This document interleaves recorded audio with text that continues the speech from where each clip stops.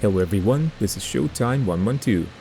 This is the final chapter in the story of the 1st Blue Squadron, Escuadrilla Azul, a unit of Spanish volunteer pilots who fought for the Luftwaffe against the Soviet Union in World War II.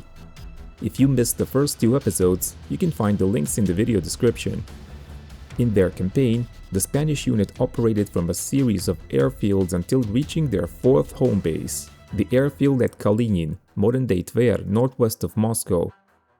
However, their stay at this airfield was again relatively brief, mostly because of the proximity of Soviet ground forces.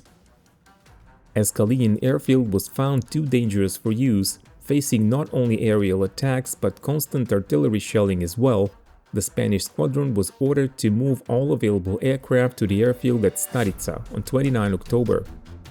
This was the fifth home base for the Spanish pilots since their arrival on the Eastern Front.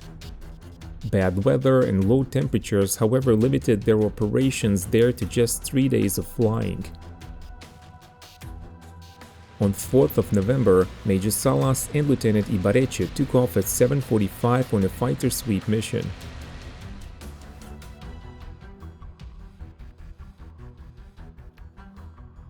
After spotting 3 MiG-3s at 500 meters of altitude, the Spanish flight attacked.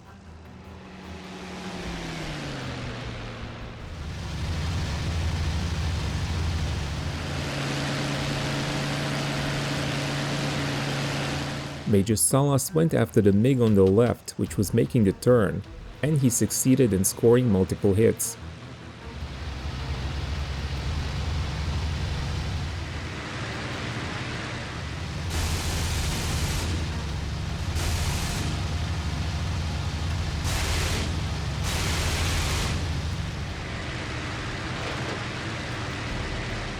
But the MiG then escaped into the clouds, and Salas lost sight of it.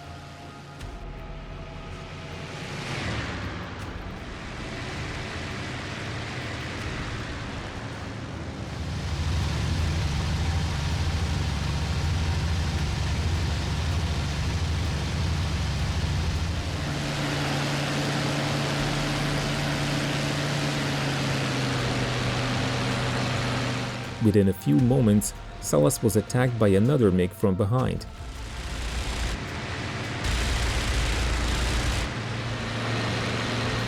Salas dove away, but his airplane was nevertheless hit.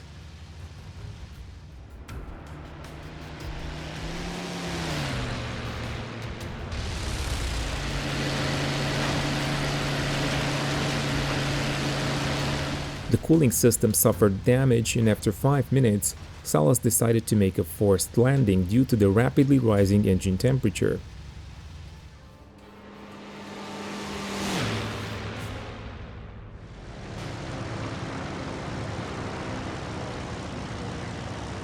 He removed the collimator sight, which had caused the death of Lieutenant Alcocer, the unit's first fatality, during his emergency landing.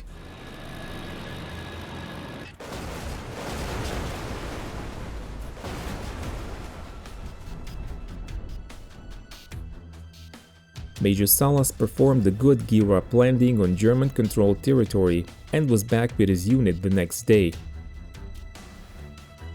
The unit's stay at Starica was brief, like most of its other deployments, and on 6 November, the Spaniards were ordered to transfer to Rusa, only 80 kilometers from Moscow. Only 6 aircraft arrived, as serviceability had dropped due to difficulties connected with bad weather and constant operations. Rusa airstrip was better than the previous air bases hosting the Spanish unit, but accommodation for the men was still inadequate. Bad weather and low temperatures prevented any flying until 11th of November. Of 2 alert Bf-109s, only the one flown by Lieutenant Mendoza managed to take off to intercept a formation of Il-2 Sturmoviks that were attacking the Spanish base.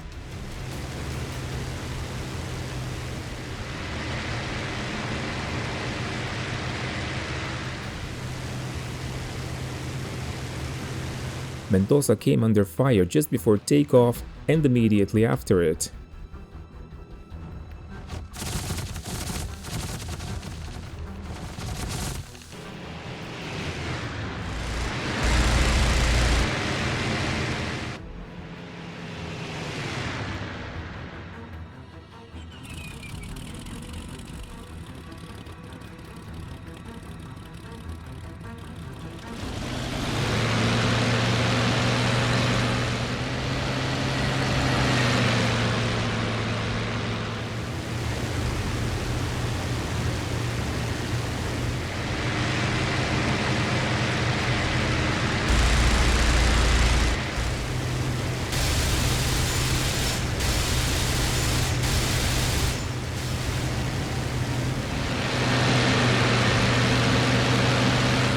he still succeeded in getting on the Sturmovik's tail and claimed to have scored hits. However, the Soviet aircraft disappeared into low clouds.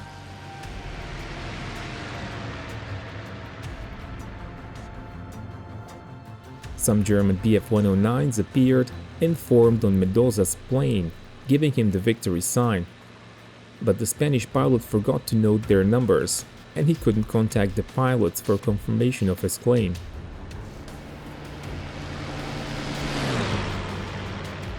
The unit's ground echelon finally arrived at Rusa on 14 November. The next day, the squadron began flying numerous missions in support of the German attacks aimed at capturing Moscow. On 25th of November, the unit received 3 Bf-109s on loan from a German unit, increasing its strength significantly. 27th of November was another fateful day for the Spanish pilots. Visibility was poor, with about a 600-meter cloud ceiling, but combat sorties were nevertheless launched. Around noon, 2 airplanes flown by Captain Aristides Garcia Lopez and Lieutenant Manuel Quindelan were tasked with escorting Henschel 123s in their attacks on targets about 5 kilometers northeast of Istra.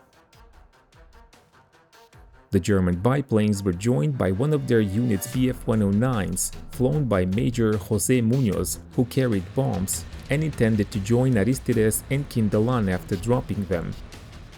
Lieutenant Quindelan watched Major Muñoz's airplane dive against Soviet targets at about a 30-degree angle when it was suddenly hit by an anti-aircraft shell.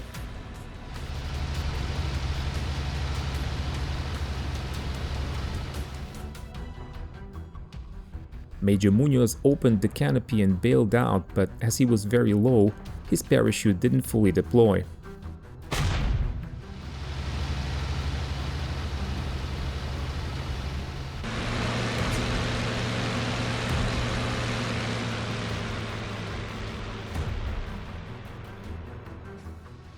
Lieutenant Quindelan reported over the radio to Captain Aristides that he would investigate the crash and see if Major Muñoz was alive, but he received no reply. A Soviet tank was approaching the Bf-109 crash site, so Quindelan strafed it.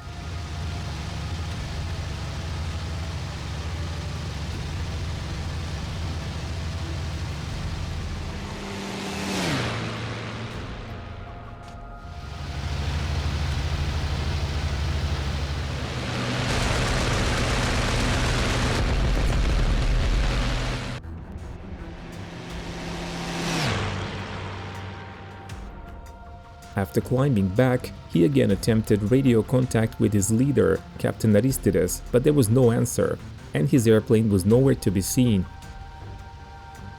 Captain Aristides was never found, and the cause of his disappearance remains a mystery. As for Major Muñoz, his fall behind Soviet lines was confirmed by a Wehrmacht unit that witnessed it. In a single mission, the Spanish unit lost 2 of its very experienced pilots.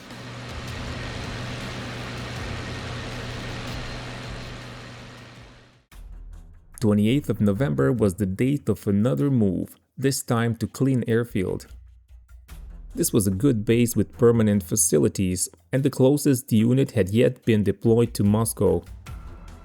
The following period was quite intense, and the 1st Spanish Blue Squadron finally flew its last combat missions on 4th of December 1941. In the final one, Lieutenants Mendoza, Bartolomé, and Zorita were flying a fighter sweep over the Moscow Canal.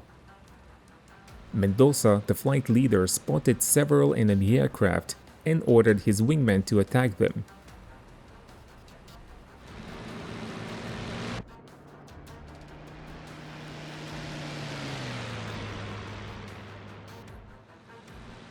Mendoza then saw Lieutenant Ricardo Bartolomé Chavarria climbing and leaving a white trail, which he assumed was condensation. Mendoza's order to join him went unanswered, and the Spanish flight leader eventually saw a parachute, which was almost certainly his comrade, Bartolomé. He was descending near German lines, but the Soviet counterattack had already begun, and the Spanish pilot couldn't be rescued. His final fate is unknown.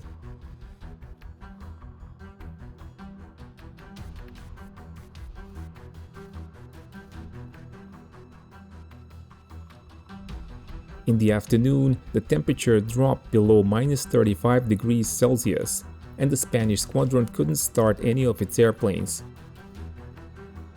The next day it was the same, but now the Soviets were launching a major counterattack. Klin airfield was unacceptably close to the front, and the decision was made to evacuate it. On 8th of December, as the unit's personnel was waiting for U-52s to carry them back to Rusa airbase, news came that Soviet troops were advancing unopposed against their current airbase at Klin. The defense was organized with 20mm anti-aircraft guns, the only available weapons other than light infantry firearms. 4 Bf-109s that remained serviceable were ordered to take off, but due to icing on their windscreens and wings, the pilots soon returned to Klin and landed, joining the others in the airfield's defense. Another attempt was made the next day, 9th of December, but again with no success. A U-52 arrived to evacuate some men, but by nightfall there was heavy shooting around the base.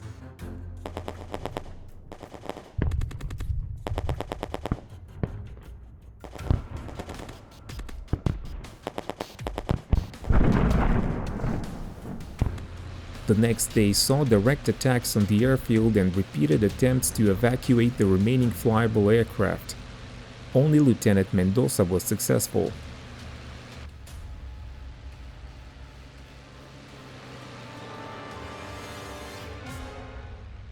Two U-52s managed to land under fire to evacuate more men. The unit's personnel fought as infantry until 12th of December, when the order was given to evacuate Klin airbase on foot, while the remaining airplanes and hangars were blown up.